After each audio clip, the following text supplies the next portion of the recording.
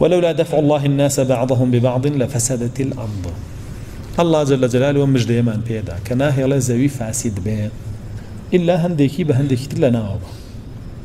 تجاري وهي أم لنا بردنا شونا هندك بهندك لنا وبا شون كافرك بقش كافرة يكتري لنا وبا سريك أخوانو مجال بو مسلمان أنا كريته لو كاتا كفارس وروم خريكي يكتر بونو ليكتري أنا كشت مسلمانان ورده دروز بونو هزيان بايا كردو بونا دولت آن لولا خريكي كشتني يكتر بون ياخذ الله جل جلاله مسلمانان بدا صلاتك كافران زليل بكنوا لنا بيان برن ويزوي برنكن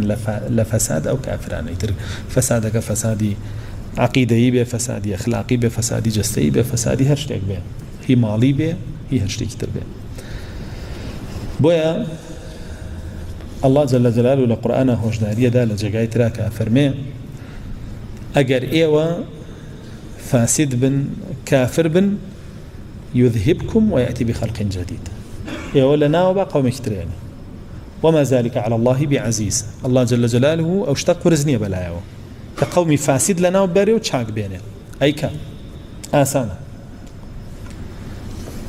لا آية قتري صريما إذا فسوف يأتي الله بقوم يحبهم ويحبونه وذلة على المؤمنين عزة على الكافرين يجاهدون في سبيل الله ولا يخافون لومة لائم. أجر إيوه مرتد ببن والذين كتان ورقرين الله جل جلاله